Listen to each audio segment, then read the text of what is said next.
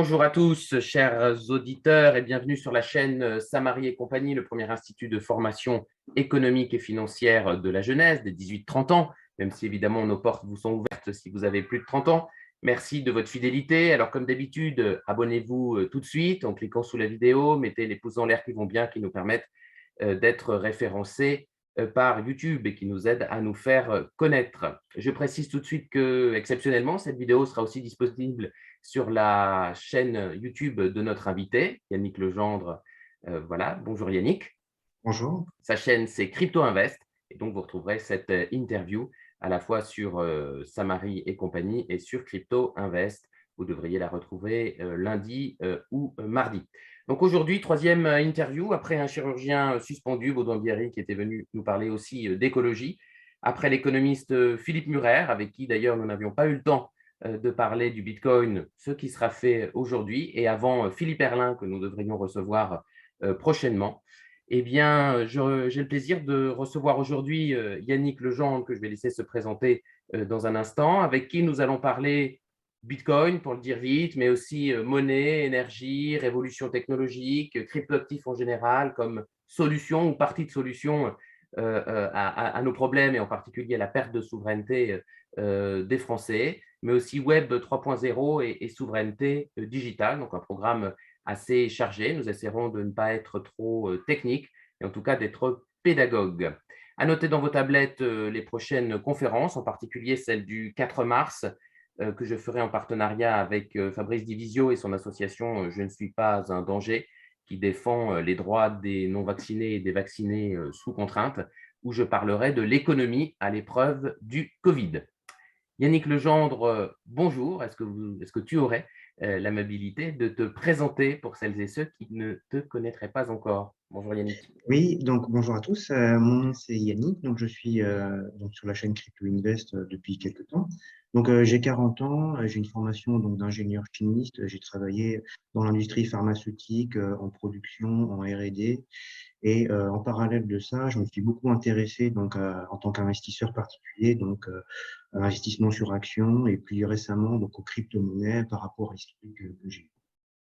D'accord. Donc, l'historique que j'ai eu, c'est qu'en fait, donc j'ai quitté la France il y a environ 12 ans pour m'installer en Suisse, et j'ai vécu de plein fouet donc la crise grecque dans laquelle l'euro s'est complètement effondré, et j'étais un petit épargnant en zone euro, et donc j'ai perdu à peu près 50% de mon épargne en euros par rapport au franc suisse suite à la dévaluation massive de la Banque centrale européenne.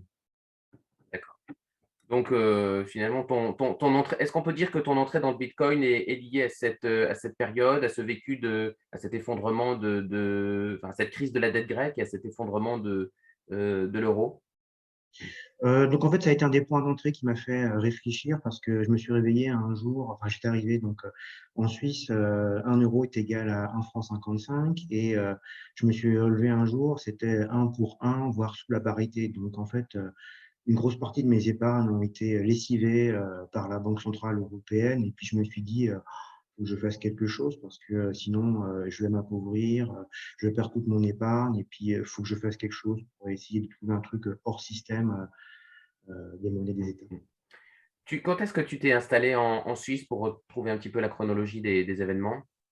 Donc c'est il y a environ 12 ans à peu près que j'ai eu la chance de quitter pour des raisons économiques. Donc j'étais ingénieur chimiste, j'avais une difficulté à trouver un emploi, et puis j'ai trouvé un emploi donc en Suisse romande, dans lequel j'ai le plaisir de vivre depuis.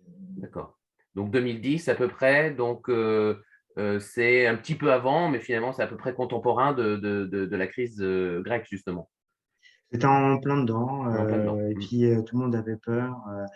C'était une période assez troublée sur les marchés financiers, avec les réunions incessantes des gens de la Troïka contre la BCE, du genre est-ce que la Grèce doit être sortie du système ou pas, est-ce qu'il faut faire payer les Grecs, le comportement moral des Grecs, et par rapport au paiement de TVA dans le taxi, toutes ces Mhm. petites discussions qui étaient assez intéressantes. Alors, on parle beaucoup de la Suisse. Est-ce que justement tu peux nous en dire un mot en termes de niveau de vie et de pouvoir d'achat? Parce que ça fait beaucoup, ça fait rêver, ça fait partie des destinations où on estime peut-être sur deux plans, sur le plan économique, que la situation en Suisse est meilleure. Et objectivement, c'est effectivement un pays qui est bien tenu. Et puis l'autre aspect, c'est probablement le fonctionnement de la démocratie en Suisse, qui fait aussi rêver, avec beaucoup plus de démocratie directe, de votation régulière. Donc comment, quelle est ton expérience sur ces 2 points avant de reprendre le fil de la monnaie et du bitcoin? Oui, donc en fait, la Suisse, qui fait pas partie de l'Union européenne, a une économie beaucoup plus dynamique que la zone euro. Donc en particulier, la Suisse a su garder sa monnaie et garder aussi son industrie qui est très important parce qu'en fait, une grande partie de l'économie suisse est basée sur l'exportation donc de produits chimiques, produits pharmaceutiques et de montres qui génèrent beaucoup d'excédents commerciaux pour ce pays. Donc, c'est très important dans les sources de revenus. Et puis, donc, le deuxième point aussi, c'est qu'en fait, l'État est beaucoup moins présent en Suisse qu'en France, c'est-à-dire qu'il y a trois niveaux donc, de couches de l'État en Suisse qui sont communes, canton et confédération. Donc on dit toujours qu'en Suisse, il y a environ un tiers des fonctionnaires de moins. J'ai vu des statistiques récemment que le poids de l'économie française, enfin, de l'État dans l'économie française était supérieur à 50%. Ce qui fait que la taxation des gens est beaucoup plus importante, ce qui fait qu'au final, le revenu des gens est beaucoup plus faible. Donc, ayant une industrie beaucoup plus dynamique et ayant le poids de l'État qui est beaucoup plus faible, bah, les gens vivent. Bien sûr. Voilà, pour donner un petit peu à nos auditeurs quelques ordres de grandeur, je n'ai pas vérifié avant de venir, je ne savais pas qu'on parlerait de la Suisse, mais les dépenses publiques dans le PIB suisse, ça a été, c'est stable autour de 30-35%. Et en France, la monétisation de la crise Covid, on est monté à plus de 60. Je crois qu'on est autour de 62. Donc, on est quasiment au double, avec évidemment toutes les conséquences économiques que cela suppose. Alors, maintenant, si on raccroche au wagon du bitcoin, à partir de quand tu t'es intéressé au bitcoin? Pourquoi? Est-ce que c'est, d'abord une clé d'entrée technologique qui t'a fait t'intéresser à cet actif? Ou est-ce que c'est, comme souvent, pour des raisons, philosophiques, libertariennes souvent? Alors, généralement, les gens rentrent dans le bitcoin, généralement pour trois raisons. Pour l'intérêt financier de gains hypothétiques, pour l'aspect technologique, pour l'aspect libertarien et puis les gens qui n'aiment pas le gouvernement. Donc moi, à l'époque, je suis rentré dans le bitcoin, ça valait 4000 dans les 2016, sur des produits dérivés, donc j'avais pas des bitcoins en direct. Puis je me suis dit: «Oh, s'il y a beaucoup d'argent à faire là-dessus», et puis j'étais rentré dedans. J'en avais acheté des produits dérivés sur bitcoin vers les 4000, j'ai vendu à 6000, j'étais content, je me «C'est génial». Puis après, j'ai vu que c'est parti en bulle et puis que le train était déjà trop parti, puis je pouvais plus rien faire. Donc j'ai patienté longuement pour attendre que la bulle casse. Je me suis beaucoup instruit sur la technologie blockchain, sur les différentes signatures cryptographiques, tout ça. Et puis après, j'ai acheté le point bas avec 4000, qui était un peu succès pour moi en tant qu'investisseur. D'accord, très bien. Donc il y a un petit peu des différentes raisons qui t'ont conduit à t'intéresser au bitcoin. Heu, à quelqu'un qui n'y connaîtrait rien, qu'est-ce par où on commence pour expliquer ce qu'est le bitcoin et comment on essaie de le convaincre, petit à petit que voilà, il y a le bitcoin est c'est vraiment quelque chose qu'il faut regarder de près en étant évidemment, prudent, hein, on va le redire et c'est la ligne chez Samari et compagnie. Nous, on a commencé à s'intéresser au bitcoin assez tardivement, mais j'ai envie de dire d'un coup, c'est-à-dire en mettant le paquet en termes de recherche et d'études. Quand je dis il n'y a pas longtemps, c'est, je crois qu'on en a parlé dans notre lettre, donc Finance éthique, en mai 2021, en indiquant que nous nous positionnions pardon, sur cet actif à titre voilà, d'assurance avec beaucoup de vigilance, pas plus de 1 ou 2 du patrimoine, mais et dans une logique skin in the game, c'est-à-dire à partir du moment où on vous le conseille, ben, on le fait et donc on a indiqué, par quels moyens, nous nous positionnions sur le bitcoin. Mais d'un point de vue, de ton point de vue, qu'est-ce qu'il faut commencer par dire pour expliquer ce qu'est bitcoin? Il y a bitcoin avec le B majuscule, bitcoin sans B majuscule, donc quel repère on essaie de donner à la jeunesse qui nous écoute et à nos auditeurs en général sur ta chaîne? Donc en fait, la manière la plus simple d'expliquer ça, c'est qu'en fait, Bitcoin, c'est la séparation entre la monnaie et l'État. Donc, de manière historique, la monnaie a toujours été une commodité. Donc, dans l'histoire, ça a été des cailloux, des coquillages, du sel. Donc, on dit toujours, je paye mon salaire et en fait, ça correspond donc à une quantité de sel qu'on pouvait donner. Après, il y avait des animaux de la forme de monnaie qui étaient basés à l'or et l'argent. Et donc, Bitcoin est en fait le retour de la monnaie en tant que matière première et la séparation entre la monnaie et l'État. Donc, ça prend la forme d'une technologie avec la blockchain, avec de la consommation d'électricité, mais le gros truc, c'est la séparation entre la monnaie et l'État. Oui. Peut-être avant d'expliquer ce qu'est la blockchain, moi je voudrais juste, rappeler, des formations professionnelles, ce qu'est une monnaie. Une monnaie, ça a 3 fonctions. Ça a une fonction d'unité de compte, ça a une fonction d'intermédiaire d'échange et c'est une fonction de réserve de valeur. Donc, est-ce que, de ton point de vue, on peut dire que Bitcoin est une monnaie aujourd'hui, c'est-à-dire qu'elle remplit, ces trois fonctions? À cet instant-là, pour moi, Bitcoin est une réserve spéculative de valeur. Donc, actuellement, donc on ne peut pas payer, sauf des actifs crypto en direct. Donc actuellement, si vous avez donc votre portefeuille sur un téléphone portable et vous essayez de payer des bitcoins avec quelqu'un, c'est très compliqué, sauf à connaître quelqu'un qui l'accepte. Donc cet aspect unité de compte et moyen d'échange, c'est un petit peu difficile. Par contre, clairement, Bitcoin se positionne comme réserve spéculative de valeur. D'accord, donc réserve de valeur, effectivement, d'un point de vue spéculatif et on attire vraiment l'attention de ceux qui voudraient se lancer, dans cet investissement, sur la dimension, spéculative et donc la nécessité, voilà, d'investir un petit peu comme l'or finalement, au fil de l'eau, en lissant finalement le cours d'entrée. Évidemment pas, all-in tout de suite à 30 000, 40 000 ou à peu près les niveaux, actuels. Très bien. Alors la blockchain, pour, ceux qui n'y connaissent rien, c'est Bitcoin pour les nuls aujourd'hui. Qu'est-ce que c'est la blockchain? En quelques mots et sans être trop, technique. Donc, en quelques mots, pour comparer par rapport au système financier traditionnel, donc il y a un compte à la banque avec toute l'information qui est détenue donc dans les serveurs de votre banque. Et la différence, c'est que la blockchain, c'est à peu près la même chose, à part que c'est un registre décentralisé et distribué. C'est-à-dire que, donc, par exemple, votre compte bancaire, vous ne pouvez pas regarder l'état, l'accès des autres comptes, alors que la blockchain, donc il y a un réseau décentralisé d'ordinateurs que tout le monde peut se connecter dessus, tout le monde peut vérifier la quantité des différents actifs, et donc c'est un réseau qui est ouvert dans la plupart des cas et qui est distribué, c'est-à-dire que chacun peut faire tourner donc un nœud qui contient l'information. D'accord. Alors, il n'y a pas que Bitcoin dans les crypto-actifs, crypto-monnaies. Moi, je préfère dire, crypto-actifs. On parle aussi, je crois que la deuxième en capitalisation, ça doit être Ethereum, c'est Oui, ça? c'est ça. Voilà. Alors, voilà, est-ce qu'on peut dire un mot d'Ethereum, points communs, différences avec Bitcoin? Est-ce qu'il faut se positionner aussi sur Ethereum? Et puis quels sont les autres, en sachant qu'il y a aussi tous les shitcoins, hein, dont parle, monsieur Musk parfois, hein? Mmh. C'est cela. Donc, en fait, beaucoup de gens n'ont pas compris l'écosystème qui est très riche et les gens parlent généralement de crypto-monnaie alors qu'en fait, il y a des crypto-actifs et différentes classes.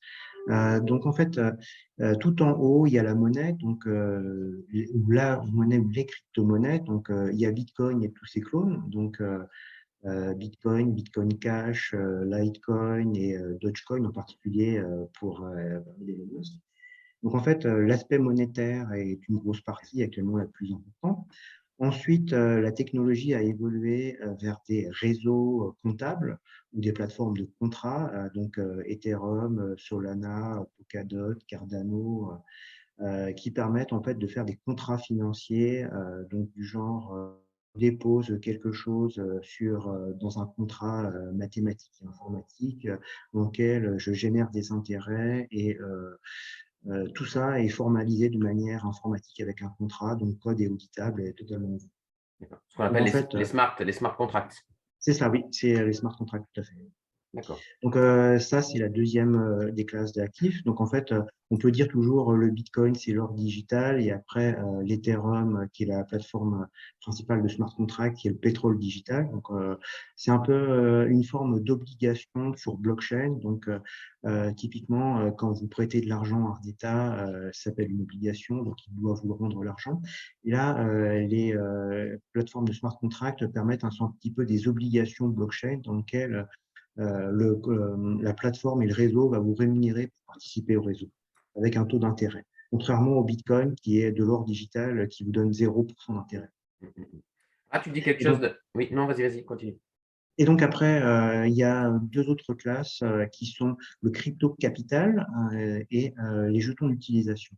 Donc le crypto capital, ça correspond donc en fait à des actions qui sont émises sur blockchain. Donc typiquement, pour l'instant, on trouve principalement des services financiers. Donc il y a des banques de dépôt crypto qui sont uniquement des contrats informatiques dans lesquels je dépose de l'argent et je touche des intérêts, ou alors des échangeurs décentralisés, en particulier Uniswap, qui est le plus connu d'entre eux, dans lequel quelqu'un peut apporter de la liquidité, puis les gens vont effectuer des transactions, et celui qui apporte de la liquidité va toucher des frais sur les transactions qui ont été mises. Donc, il y a le crypto capital, et la dernière catégorie qui correspond donc aux jetons d'utilisation. Typiquement, c'est beaucoup d'applications décentralisées du Web3 sont en train de se monter. Par exemple, Odyssée, qui est une plateforme de vidéo qui est très connue. Donc, en fait, si vous voulez regarder des vidéos sur Odyssée, elles peuvent être payantes et vous devez payer avec leur monnaie. Et quand vous publiez des vidéos en tant que fournisseur de contenu, donc, vous gagnez avec les jetons de la plateforme. Donc, en fait, on peut comparer ça un petit peu par rapport à un casino dans lequel vous rentrez dans l'enceinte du casino, vous avez des jetons pour jouer aux machines, la roulette anglaise, vous pouvez payer avec le jeton du casino. Mmh mh. D'accord.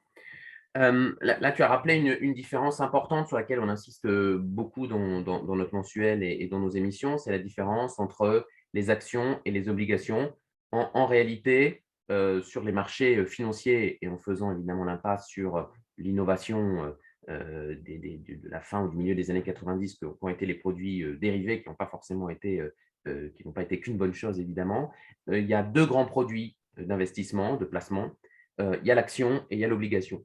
Donc, je rappelle à nos auditeurs que l'action, c'est une part de propriété, d'accord? Vous participez au capital de l'entreprise, et donc vous avez, eh bien, vous êtes copropriétaire au prorata du nombre d'actions que vous avez, eh bien, de l'entreprise, avec possibilité de participer à l'assemblée générale, avec droit de vote, et avec deux sources de revenus possibles. Si vous avez bien choisi votre action, eh bien, vous espérez faire une plus-value à la revente. Et puis, évidemment, deuxièmement, vous allez être intéressé au profit de l'entreprise, c'est-à-dire aux dividendes. Et puis, il y a en face les obligations. Les obligations, ce sont des contrats. Et donc là, évidemment, eh bien, la qualité, le niveau de confiance que vous devez avoir avec votre co-contractant, pardon, celui avec qui vous signez le contrat, est extrêmement important. Donc, on explique évidemment très souvent que les obligations européennes ou américaines, eh bien, évidemment, il faut les fuir, parce que quand on voit comment la Fed d'un côté, la Banque centrale européenne gèrent leurs monnaies respectives, l'euro et le dollar, évidemment, on ne peut plus avoir confiance dans ces monnaies qui, comme le disait Voltaire, finiront par avoir la valeur que toute monnaie papier finit par avoir, c'est-à-dire zéro. Voilà pour cette petite précision. Est-ce qu'on peut dire que le Bitcoin réalise le rêve du prix Nobel 1974, Hayek, c'est-à-dire la dénationalisation de la monnaie, où lui il parlait aussi de la concurrence des monnaies. Il était très attaché à la concurrence des monnaies, et il n'était pas très favorable, évidemment, aux banques centrales, parce que, comme tout bon Autrichien ou libéral, libertarien, il ne veut pas de monopole, et donc, comme la Banque centrale, eh bien, c'est un monopole d'émission de la monnaie centrale, eh bien, il ne voulait pas de banque centrale, et en tout cas, il voulait une concurrence des monnaies et je le cite, dénationalisation de la monnaie, comme tu l'as expliqué. Est-ce que finalement, Hayek, qui n'a évidemment pas connu le Bitcoin, verrait cette innovation, à la fois monétaire et technologique, d'un bon œil, selon toi?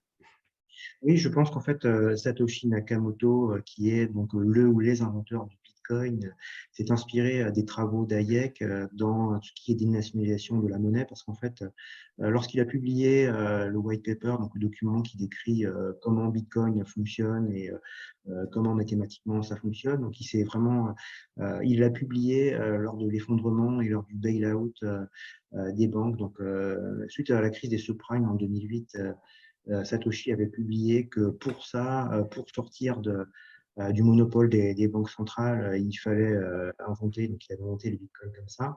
Et dans ce sens, effectivement, Bitcoin, c'est la dénationalisation de la monnaie et une monnaie qui est pas forcément privée, parce qu'au sens de Hayek, il parlait de monnaie privée, alors que Bitcoin est plutôt une monnaie commune. C'est-à-dire que tout le monde peut la rejoindre, tout le monde peut faire tourner son nœud, tout le monde peut acheter du matériel de minage. Bon, actuellement, c'est très difficile en particulier, mais c'est plus une monnaie commune qu'une monnaie privée au sens d'Hayek.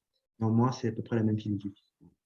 Ça, c'est vrai que c'est important. Il y a la notion de privé, de commun et de unique. On pourrait dire finalement que l'euro, et c'est sa grande faiblesse, qui évidemment avait été prophétisée, anticipée par les économistes sérieux, y compris évidemment les libéraux, dès voilà, la fin des années 90, dès le traité de Maastricht. C'est l'idée de cette monnaie unique qui fait finalement disparaître à la fois le prix du temps, le taux d'intérêt avec cette banque centrale qui le détermine, et puis le prix on va dire du lieu, de la géographie, c'est-à-dire le taux de change, puisqu'évidemment, en supprimant les monnaies nationales, on prive l'entrepreneur de cet indicateur très précieux qu'est le taux de change. On met tout le monde, comme a dit Procuste, on met tout le monde dans du 42, alors qu'il y en a qui font du 45 comme les Allemands, et puis il y en a qui font du 38 comme l'Italie, le Portugal ou même la France. Donc ça, c'est l'idée d'une monnaie unique, avec évidemment une zone euro qui est tout sauf une zone monétaire optimale, au sens de Mendel.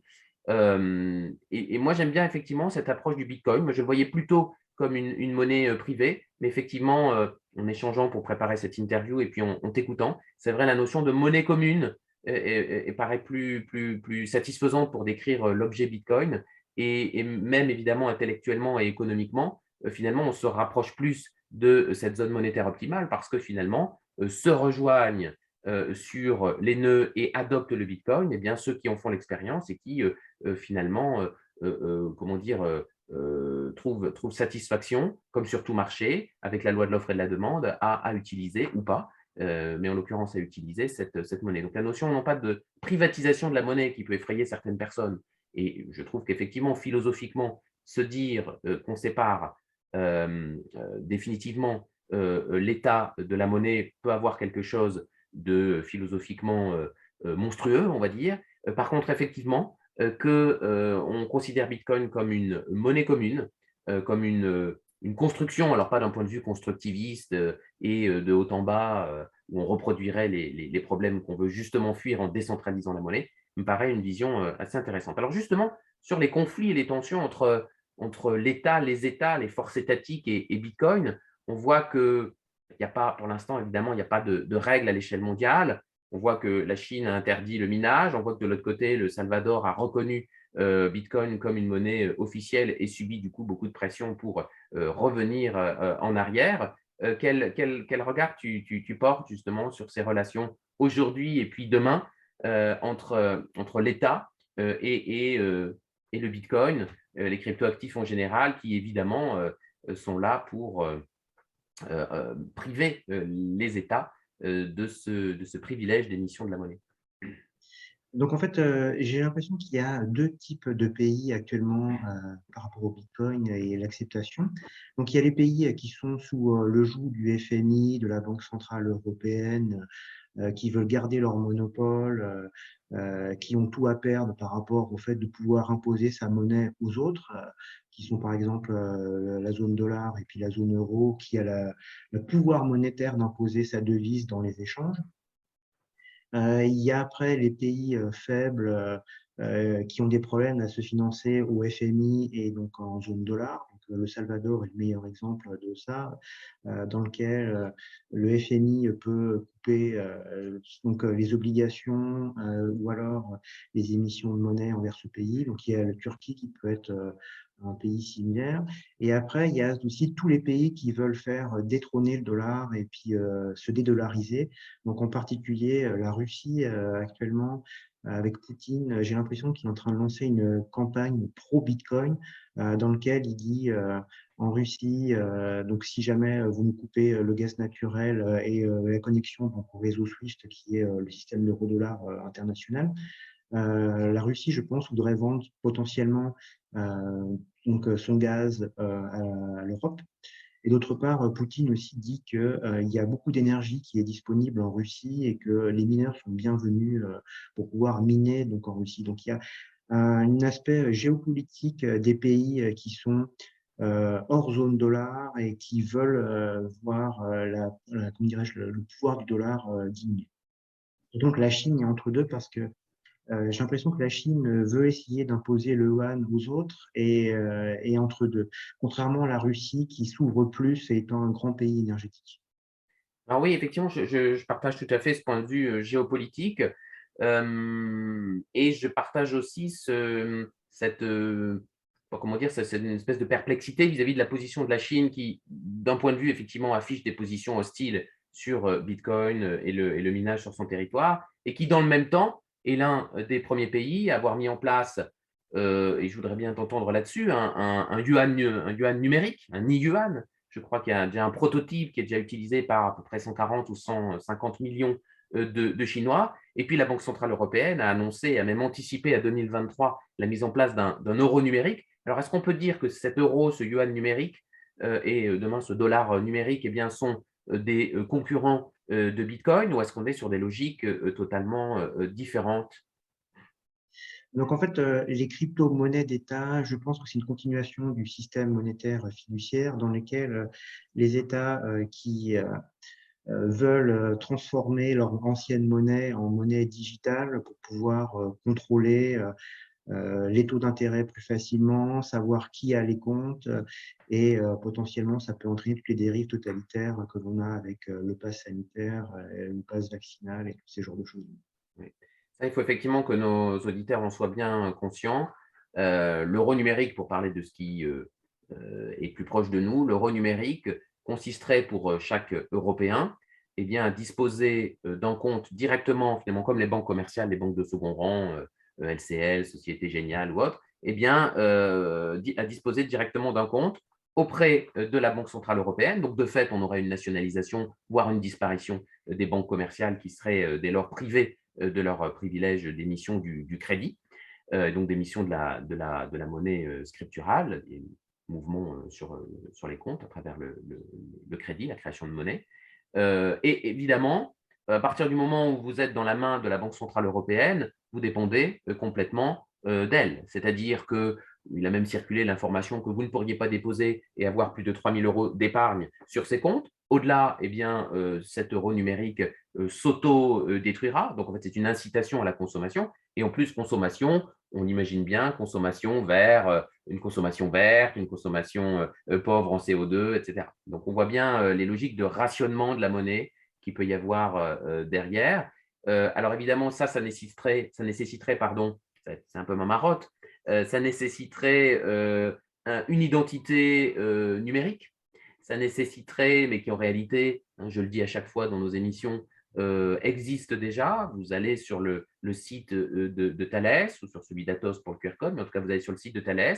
Il vous parle de l'évolution du pass sanitaire en un pass multiservice avec évidemment un digital wallet à la clé, une identité numérique forte qui vous tracera complètement et qui évidemment vous permettra de vous activer ou de vous désactiver comme on le fait déjà aujourd'hui avec le pass sanitaire ou le pass vaccinal. Voilà. Donc, il faut bien que les gens comprennent que c'est la même logique et qu'en toile de fond et en ligne de mire, je le dis notamment aux indépendants qui sont attachés à juste titre au cash, eh bien, il y a la suppression du cash, la suppression du fiduciaire, du divisionnaire, comme on dit, les pièces et billets, mais surtout les billets.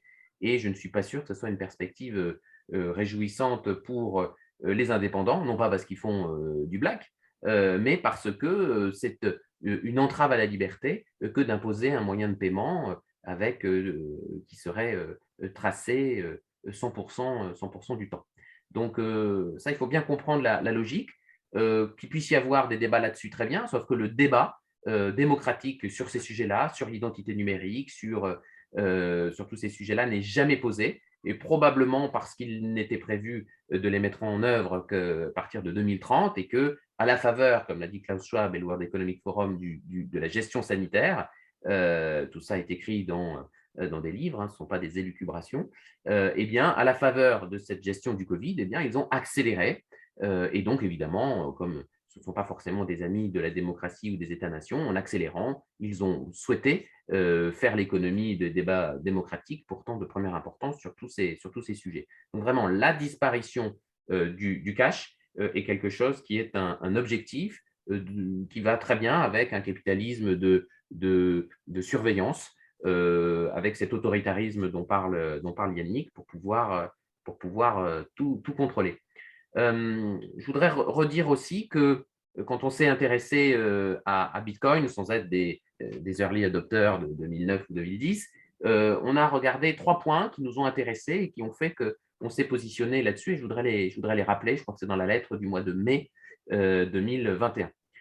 Premièrement, on a constaté, on a raisonné sur le fait que plus Bitcoin sera utilisé avec l'effet de réseau, plus sa volatilité qui fait peur, effectivement, eh bien, devrait baisser, ce qui est évidemment un cercle vertueux de moyen long terme, ça pourrait peut-être aller plus vite que prévu, qui petit à petit l'autorisera à jouer son rôle régulateur, mais régulateur de façon décentralisée. Donc ça peut effectivement devenir une espèce d'étalon monétaire, mais qui ne partirait pas du haut et qui serait vraiment décentralisé avec cette logique de monnaie commune qu'on évoquait il y a un instant. Deuxième sujet qui nous intéresse beaucoup, avec évidemment un point commun avec l'or, avec une grande différence par rapport aux monnaies fiat, hein, aux monnaies papier, c'est que Bitcoin, Yannick pourra l'expliquer mieux que moi, est non inflationniste. Il y a ce qu'on appelle la hard cap, hein, le plafond d'émission, qui a été fixé à son lancement, donc 21,4 millions de bitcoins et pas un de plus. Là, aujourd'hui, au 8 décembre 2021, on en est à 90% d'émissions, donc il reste à peu près 10% de ces bitcoins, donc à la louche, un peu plus de 2 millions à émettre. Et donc, nécessairement, c'est non inflationniste. Et ça rappelle l'idée par rapport à ce qu'on disait sur les banques centrales, peut-être ne faut-il pas les supprimer, mais les remplacer, comme disait Milton Friedman, par un ordinateur qui ferait augmenter la masse monétaire de 1, 2, 3%. Et finalement, on arrive à cette même logique où on a une inflation maîtrisée, prévue à l'avance. Et donc, finalement, comme ça n'est pas le chiffre d'inflation qui importe, mais c'est l'accélération de l'inflation, à partir du moment où c'est déterminé à l'avance, oui, on a mathématiquement une expansion de la masse monétaire, mais qui est nécessaire, mais comme on n'a pas d'emballement, on n'a pas de problème lié à ça et qui ne détruirait donc pas la valeur des monnaies. Et puis, troisièmement, puisqu'on critique beaucoup, est-ce que ça a du rendement? Oui, mais c'est volatile, etc. On a regardé, il y a un article qui est disponible gratuitement sur notre site, donc samari-compagnie.fr, sur le ratio de Sharpe. On a regardé le ratio de Sharpe d'un certain nombre d'actifs. Donc, je rappelle, c'est, pour le dire vite, au numérateur, vous mettez le rendement, hein, donc la prime de risque, donc le rendement de votre actif moins le taux sans risque. Et puis au dénominateur, vous le divisez donc par la volatilité, c'est-à-dire par le risque de l'actif. En fait, Bitcoin, quand on le compare, on l'a comparé à l'immobilier américain, on l'a comparé aux actions américaines, on l'a comparé à l'or, on l'a comparé aux obligations. En fait, Bitcoin a le meilleur ratio de Sharpe de tout ce que je viens de citer. Dans l'ordre, c'est donc Bitcoin, après il y a l'immobilier américain, les actions américaines, l'or et l'obligation. On n'a pas fait avec l'immobilier et les actions européennes pour des raisons techniques. Et donc, en fait, ça a le meilleur ratio de Sharpe.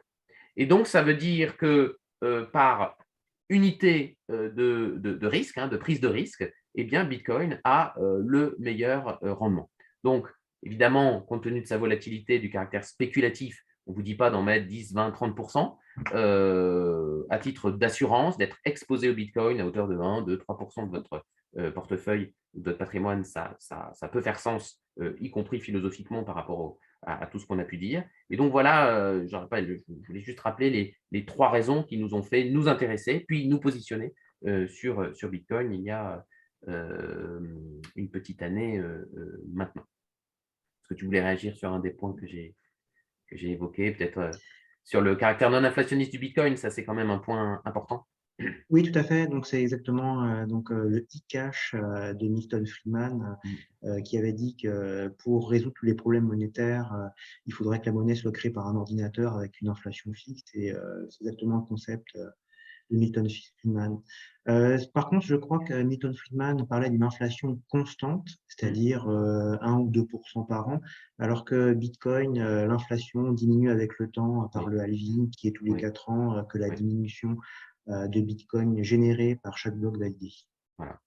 Donc effectivement, là, il y a des débats, je dirais, de spécialistes Mm. entre une désinflation, c'est-à-dire une inflation plus faible, ou une inflation constante.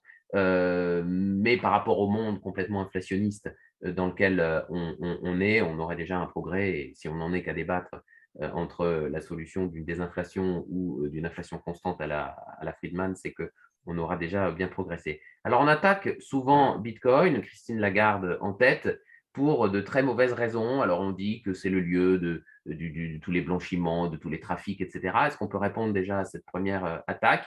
Et puis ensuite, comme il faut miner, eh bien, évidemment, les écolos et autres idéologues nous disent, mais c'est affreusement anti-environnement. Donc, déjà, est-ce qu'on peut répondre à ces deux points? Pour la première question, je répondrais qu'on n'a pas eu besoin d'inventer Bitcoin pour inventer des valises de cash et les paradis fiscaux, les trusts et tous les Panama Papers. Donc, tous les 2, 3 ans, généralement, il y a une affaire de blanchiment d'argent en monstre qui sort et généralement, c'est pas les particuliers qui bénéficient de trusts dans ces genres de pays-là. Donc, Bitcoin permet justement aux classes populaires et moyennes de bénéficier d'un compte numéroté anonyme comme il y avait en Suisse, donc avant, comment dirais-je, que les États-Unis essayent de d'immuniser, enfin d'empêcher les comptes anonymes. Donc en fait, ça vous permet donc à tout le monde d'avoir son propre compte anonyme, pseudonyme. D'autre part, il y a l'aspect énergétique qui est très important. Donc en fait, vu que le FMI, Christine Lagarde, a le monopole de la monnaie qu'elle ne peut pas perdre, donc ils attaquent sur tous les fronts qui sont blanchiment d'argent en premier. Et le deuxième qui est l'aspect énergétique du Bitcoin. Donc c'est certain que Bitcoin consomme de la monnaie. Henry Ford avait en 1930 sorti le concept de énergie standard qui serait une monnaie qui serait basée sur l'énergie. Bitcoin est exactement ça. Donc, c'est une monnaie qui est basée sur l'énergie. Donc, auparavant, avec un pétrole qui était pas cher ou du gaz nat qui n'est pas cher, vous pouvez miner du Bitcoin, donc faire tourner des machines qui vont résoudre des problèmes mathématiques pour trouver la solution au bloc et puis gagner l'émission monétaire du Bitcoin. Donc, auparavant, avec du pétrole pas cher, vous pouvez utiliser ça pour miner, c'est pas grave. Maintenant, le coût du pétrole et du gaz nat ne fait que d'augmenter. Donc, si vous utilisez que votre énergie pour miner du Bitcoin, ça ne devient pas rentable et pas écologique. Et en fait, je pense qu'en fait, le Bitcoin est en train de permettre la transition énergétique sans la financer par les banques centrales. Je m'explique. On peut voir, par exemple, au Texas, il y a des champs pétroliers et gaziers dans lesquels lorsque vous récupérez du pétrole de schiste, il y a du gaz qui sort. Généralement, ce gaz est très compliqué à récupérer et c'est généralement trop loin des réseaux pour être injecté dans le réseau de gaz. Et beaucoup de petits foreurs de puits, au lieu de torcher, c'est-à-dire ils brûlent, ils mettent en place maintenant des compresseurs donc ils génèrent de l'électricité avec. Et une partie de l'électricité est utilisée pour miner du Bitcoin et après l'autre est réinjectée sur le réseau électrique. Donc en fait, ça permet donc de brûler des excédents d'énergie qui ne sont pas actuellement valorisés et donc augmenter la rentabilité des producteurs d'énergie, donc de pétrole et de gaz nat. Et puis l'autre aspect aussi, c'est que dans pas mal de pays qui ont une infrastructure très faible, le fait d'avoir des gens qui vont miner du Bitcoin avec des gens qui lancent des installations type géothermie, des centrales hydrauliques au fil de l'eau, généralement, ils n'ont pas leur client qui est autour pour pouvoir consommer. Et le fait d'avoir un engagement d'une grosse compagnie qui mine du Bitcoin à côté, bah, ça leur permet d'avoir un volume minimal pour rentabiliser leur installation. Donc, c'est positif par rapport au fait que ça permet en fait de générer des nouvelles sources d'énergie propres, peu carbonées, pour tout le monde en rentabilisant certains projets qui ne sont pas viables. Tout à fait. Alors après, on a un troisième étage de la critique, ce sont les collapsologues qui nous disent oui, mais on dépend d'Internet et de l'électricité. Et donc, si on a un blackout d'Internet ou d'électricité, ben, en fait, dans un monde où il n'y aurait plus que Bitcoin, tout s'arrête et tout s'éteint. Qu'est-ce qu'on peut répondre à ces 10 heures de mauvaises aventures? Donc, pour le réseau Bitcoin, le réseau est décentralisé. Donc, ça avait été conçu à l'époque comme ARPA, donc le réseau américain. Donc, une partie d'un continent coupe, il n'y a plus Internet, plus d'électricité. Puis quand ça revient, vous êtes reconnecté, puis vous avez le statut parce que le réseau fonctionne. Après, d'autre part, effectivement, si Internet et l'électricité coupent, je pense que beaucoup de gens auront beaucoup plus de problèmes que leur Bitcoin, par exemple, leur frigo, leur télé qui marche plus, leur téléphone qui marche plus. Et en fait, c'est la collapsologie la plus élevée. Donc, pour moi, je pense que ce débat est faux parce qu'en fait, Bitcoin permet de maintenir en place des infrastructures électriques et d'Internet parce qu'en fait, les mineurs ont besoin du réseau pour pouvoir faire tourner leurs machines. Donc, c'est sûr que si on coupe tout, il n'y a plus rien, c'est la collapsologie. Puis après, je réponds à ces gens-là, qu'est-ce que vous faites de votre or? Parce que beaucoup de gens, en fait, l'or est potentiellement la solution du passé monétaire, le Bitcoin est potentiellement la solution du futur, mais qu'est-ce que vous faites avec un lingot d'or? Essayez de chasser un cerf ou un sanglier dans la forêt avec? Non, c'est sûr que la crise sanitaire a montré que si on coupe Internet ou l'électricité et que les gens n'ont plus BFM TV, ils seront beaucoup plus malheureux que de ne plus avoir accès à leur Bitcoin. Je suis bien d'accord là-dessus. Alors, si on bouge un petit peu sur l'aspect technologique, on a forcément déjà un petit peu évoqué. En échangeant, tu me disais que pour toi, la blockchain, c'est l'équivalent finalement de l'invention de l'imprimerie par Gutenberg. Est-ce que tu peux nous en dire un peu plus là-dessus et puis nous évoquer la dimension révolutionnaire d'un point de vue de l'innovation technologique autour de Bitcoin et puis toutes les évolutions, toutes les révolutions également qu'on peut attendre du côté, et certaines ont déjà vu le jour, notamment dans le domaine immobilier, on le parlait avec les smart contracts, une société comme Realty, etc. Dans le domaine de la finance, qui évidemment va être impacté par cette blockchain. Oui, tout à fait. Donc, en fait, pour moi, Bitcoin, les crypto-monnaies et les crypto-actifs sont équivalents donc, de la presse imprimée de Gutenberg. Donc, Gutenberg avait innové en assemblant différentes grappes d'idées pour pouvoir permettre donc l'impression de la Bible. Donc, à l'époque, il y avait le monopole de l'Église sur la retranscription manuscrite donc, de la Bible. Donc, en fait, peu de gens disposaient de la culture de la lecture et de connaître un petit peu la parole de Dieu. Et avec Bitcoin, c'est un petit peu la même chose. Donc, en fait, Satoshi Nakamoto a regroupé différentes grappes d'innovation technologique pour pouvoir mettre en place donc, un système dans lequel l'Église n'a plus le monopole de la monnaie et le monopole des institutions financières. Donc, en fait, c'est un petit peu, comme je l'avais dit auparavant, donc c'est la séparation entre la monnaie et l'État. Et on peut aller plus loin, c'est que les différents réseaux de contrats aussi sont la séparation entre l'État et, par exemple, le registre immobilier, le registre des actions, tout ça. Donc, ça permet en fait de ce que potentiellement l'État se concentre sur son devoir et pas organise tout par rapport à ça. Ça, Donc, c'est très… Oui, non, vas-y. et donc après, la révolution aussi, qu'on peut comparer par rapport à Gutenberg, c'est que n'importe qui peut émettre sa propre monnaie, supposer que quelqu'un l'accepte, et que n'importe qui peut créer sa banque de dépôt.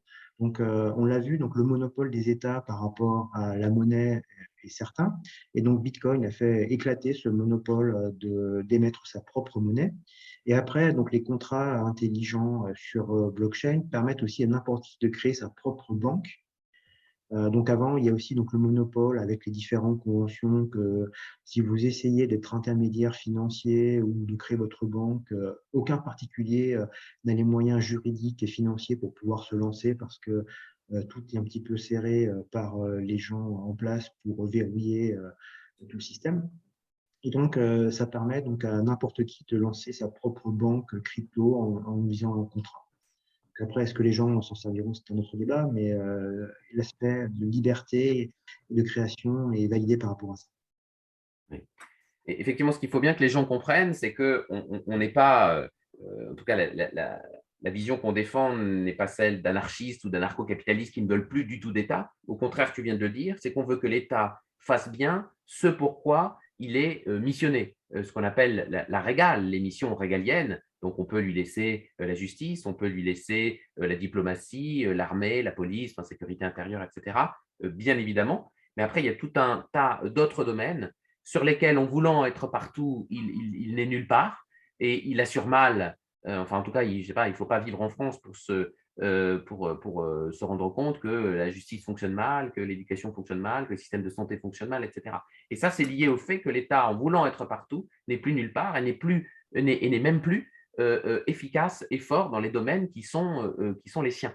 Donc, effectivement, tu as prononcé une phrase importante, c'est euh, finalement, en mettant fin au monopole de l'État dans un certain nombre de domaines, eh bien, il va pouvoir se recentrer sur ces missions fortes régaliennes. Donc ça, c'est une idée vraiment importante. Si on regarde maintenant l'impact de cette révolution technologique dans le domaine de la finance, dans le domaine de la bourse, des produits dérivés, de la finance traditionnelle, qu'est-ce qu'on peut dire sur ces sujets en termes d'un point de vue prospectif?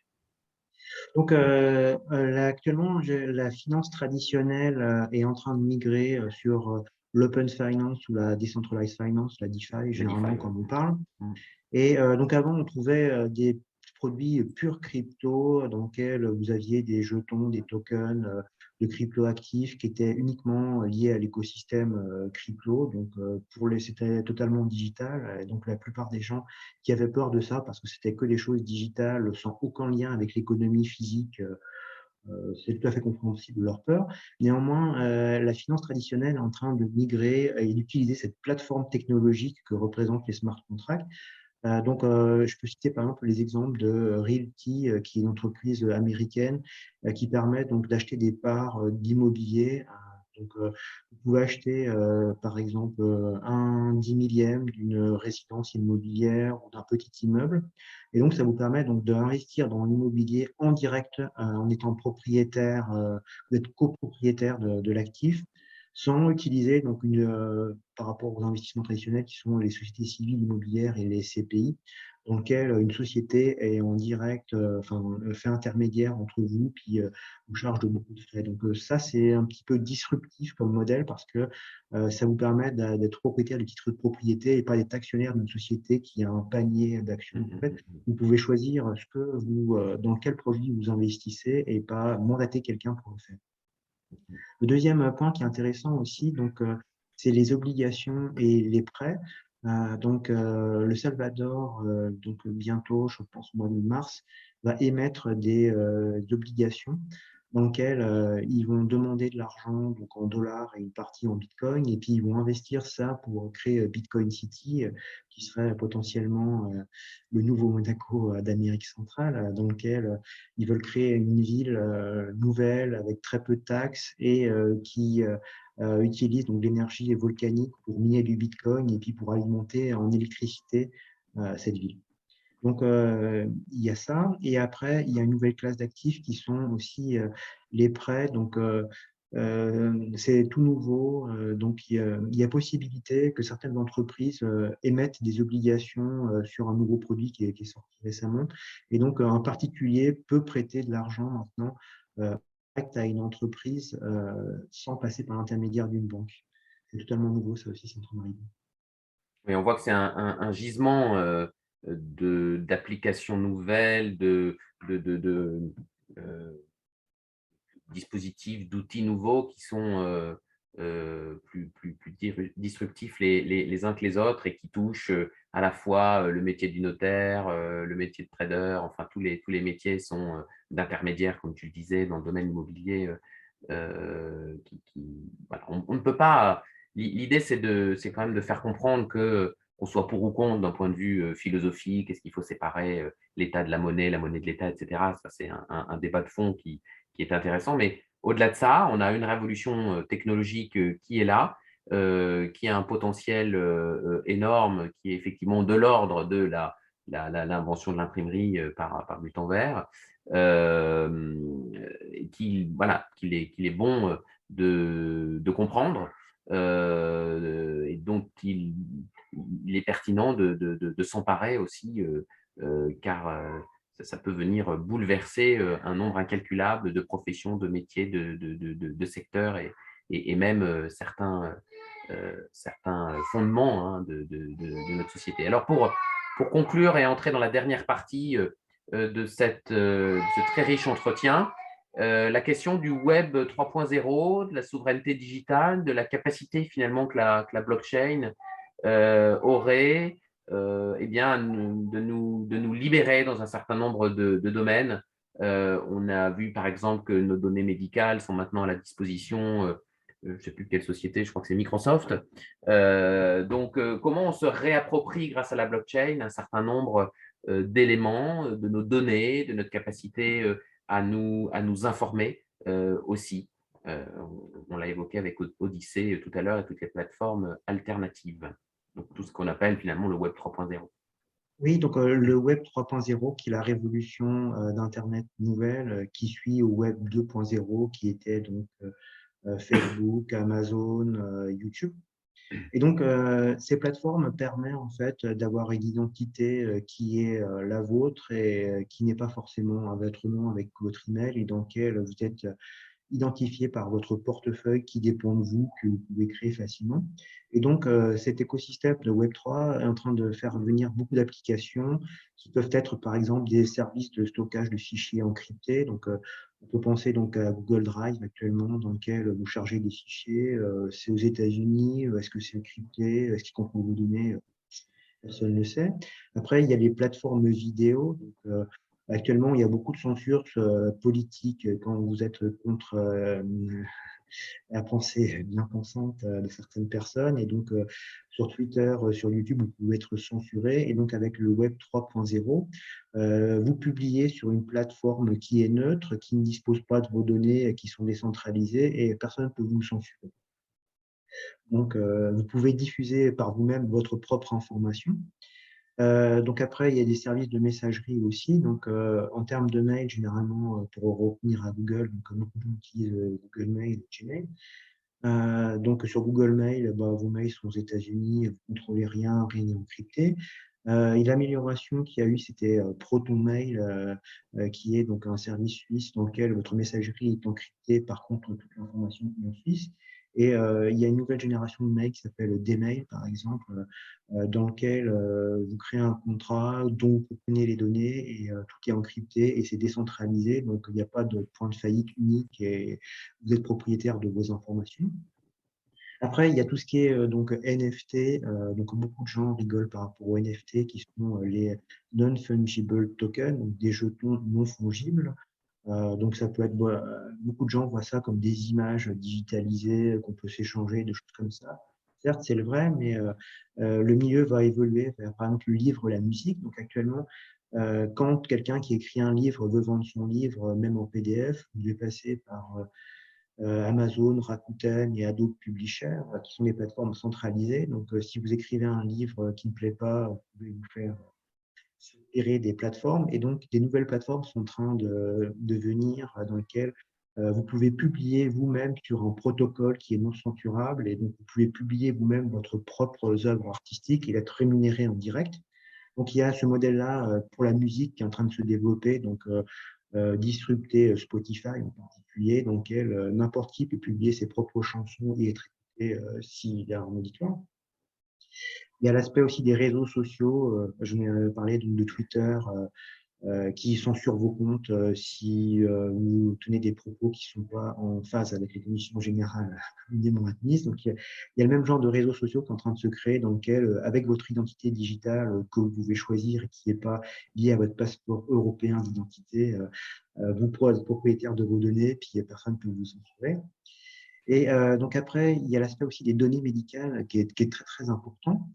Donc, avant le pass sanitaire, donc, les données médicales étaient décentralisées, mais vous ne les contrôliez pas. Donc, je m'explique. Donc, vous aviez par exemple votre médecin qui avait des données, vous n'aviez pas accès à votre son ordinateur, vous avez des données à l'hôpital, chez le spécialiste. Donc, tout était décentralisé, chacun avait un petit bout, mais vous n'y avez pas accès. Ce que beaucoup de gens essayent de faire, en particulier les vendeurs de données qui sont Facebook, Amazon, Microsoft, Thales, eux, ce qu'ils veulent, c'est corrompre les États pour mettre en place un système dans lequel toutes vos données sont stockées chez eux et puis après, ils vont vendre vos données à des assureurs ou n'importe qui. Donc, en fait, ils centralisent les données et puis vous ne les contrôlez pas ou ils vous donnent l'impression de les contrôler avec différents boutons que vous pouvez dire si vous voulez partager ou pas. Et d'autres modèles de données médicales sont en train de venir dans lesquels ce sera des données décentralisées et que vous proposez vous-même. Donc, je m'explique. Donc, en fait, vous aurez un contrat dans lequel quelqu'un peut envoyer toutes vos données médicales et donc ces données seront cryptées. Donc, le protocole est auditable comme tout ce qui est donc, cryptoactif et comment dirais-je, système ouvert. Et donc, vous pouvez partager vous-même vos propres données qui sont décentralisées, donc c'est-à-dire sur plusieurs machines. Et vous pouvez dire, j'autorise mon médecin à les voir, j'autorise mon assureur à les voir. Et toutes ces données sont cryptées et les protocoles sont auditables. C'est-à-dire que tout le monde peut regarder le code parce que c'est open source. Contrairement, donc, par exemple, à Thales, avec leur plateforme digitale, bah, qui a accès au code et qui peut voir quelles sont les données? C'est toujours la question. Ouais, finalement, là, ce sur quoi tu es en train, pour conclure, de mettre le doigt, c'est finalement si on fait une petite matrice avec 2 colonnes et 2 lignes, propriétaire, non propriétaire et centralisé, décentralisé, eh bien, la blockchain, Bitcoin en particulier, mais la blockchain en général et toutes les technologies dont on a parlé dans cet entretien, eh bien, permettent d'être dans la case décentralisé et propriétaire. Ce que tu viens C'est cela, oui. exactement de décrire dans le domaine médical, mais on voit qu'on peut ensuite le dupliquer dans tout un tas de domaines et que finalement, évidemment, ce qui intéresse nos États, bah, par définition, l'État, il est centralisé, donc il veut recentraliser un certain nombre d'éléments, on le voit avec la logique de passe sanitaire, vaccinal, etc., et de passe multiservice à la Thales que j'évoquais tout à l'heure et sur lequel il publie et il communique publiquement. Donc d'être dans une logique décentralisée et puis tout à fait opaque en termes effectivement de protocole et donc plutôt évidemment non propriétaire. Donc, sans effectivement en faire un débat technique, il faut bien comprendre finalement que nous aspirons tous à être propriétaires de nos données, à être souverains dans tous les pans de notre existence. Et évidemment, cela passe par une décentralisation poussée, parce que bah, c'est le principe de subsidiarité, hein, tout ce qui peut être fait au niveau local et d'un point de vue décentralisé, eh bien, doit l'être à ce niveau-là. Et ensuite, on ne remonte et on ne centralise petit à petit que lorsqu'on a besoin d'une vision d'ensemble, etc. Ce qui finalement ne s'applique pas dans beaucoup de domaines. On les a cités tout à l'heure. Ça peut être évidemment toutes les missions régaliennes. On se doute bien qu'une police privée, une justice privée ou une armée privée, ça poserait un certain nombre de problèmes. Encore faut-il que l'État soit légitime pour assurer ces différentes fonctions. Très bien, très bien, très bien. Est-ce qu'on a à peu près fait le tour ou tu veux voilà, le mot de la fin sur ces Oui, je pense sujets? que le mot de la fin aussi, peut-être, c'est donc il y a l'aspect décentralisation qui est important aussi. Le deuxième aspect, c'est peut-être la friction et donc la résistance. Donc, toutes ces technologies sont sans friction, c'est-à-dire sans contrainte, et vous n'avez pas besoin d'un tiers de confiance qui peut vous ralentir ou vous accélérer. Donc, c'est ça qui est vraiment novateur, c'est décentralisé, ouvert et avec beaucoup moins de friction, de contraintes à l'innovation et d'avance. Oui. Et les auditeurs le savent, dans mes autres marottes, il y a le fait que cette crise sanitaire va en réalité, j'en suis convaincu, permettre de déboucher sur ce qu'un physicien de la conscience comme Philippe Guillemant, par ailleurs défenseur de systèmes de monnaie libre, eh bien, appelle le futé lumineux et que finalement toute cette crise signe en accéléré la fin de ce qu'il appelle le futur. Hein, il joue beaucoup avec les mots, donc c'est le futur foutu transhumain, du transhumanisme, d'un homme augmenté et notamment. Eh bien, on voit bien que ces questions monétaires, ces questions de réappropriation, ces questions de décentralisation, eh bien, sont vraiment les piliers de ce futur lumineux, de ce futé lumineux qui va aussi laisser beaucoup plus de place au partage, comme on est en train de le faire aujourd'hui, à la solidarité, à la résilience, à toutes ces valeurs que l'État n'incarne pas, et en particulier l'État profond qui essaie de sauver ce qu'il peut du modèle capitaliste post-45 qui a très vite évolué, notamment en France, en un capitalisme de copinage, de collusion entre des intérêts privés érigés en monopole et la puissance publique. La situation actuelle de notre pays eh bien, illustre bien cette collusion à un stade qui n'a jamais, de mon point de vue, été aussi, à la fois aussi fort, mais aussi visible aussi. C'est l'aspect positif de cette crise que de voir vraiment ce que les esprits un peu plus attentifs ou vigilants ont perçu depuis bien longtemps.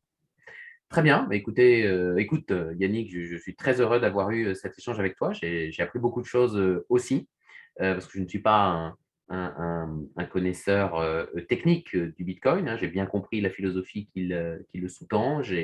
J'en partage, les principes, et je trouve fascinant pour conclure, je trouve fascinant, qu'internet et que, la blockchain notamment, eh bien, puisse être à la fois un outil de soumission, comme on le voit avec la censure qui sévit sur les plateformes, mais aussi un outil de libération. Et en fait, la clé de partage, elle est simple. C'est lorsque ces outils entrent en collusion avec la puissance publique, avec l'État, eh bien, évidemment, ils deviennent des outils au service de l'asservissement et de la soumission. Mais lorsqu'on arrive, et il faut évidemment être inventif, eh bien, à desserrer les mâchoires de la puissance publique sur ces outils-là, eh bien, ce sont de puissants outils de libération. Et ça, c'est assez fascinant parce qu'on voit que, comme je le dis toujours, ou quand mes étudiants me demandent, mais monsieur, c'est bien ou pas d'être endetté? Ben, je leur dis, c'est comme un marteau. Un marteau, c'est bien pour enfoncer un clou, mais c'est pas bien pour élever des enfants. Et ben, c'est pareil. Internet ou les outils technologie, ça dépend de l'usage qu'on en fait. C'est à le pire et le meilleur, comme on le dit souvent. Et notamment, le fait de séparer ces outils et de faire en sorte qu'ils ne tombent pas dans la main de la puissance publique, comme on l'a vu dans différents faits historiques que je ne vais pas évoquer, euh, sinon la vidéo risque de ne pas rester sur YouTube. Auquel cas, je le signale au passage, elle serait mise sur CrowdBunker. Eh bien, on peut avoir affaire à des outils extrêmement puissants et libérateurs. Voilà. Yannick, merci. Merci beaucoup. Et puis, à une prochaine fois. Et puis, donc, vous retrouverez cette vidéo à la fois sur Crypto Invest et sur Samari Compagnie. Merci à tous et à bientôt. Bonne journée. Au revoir.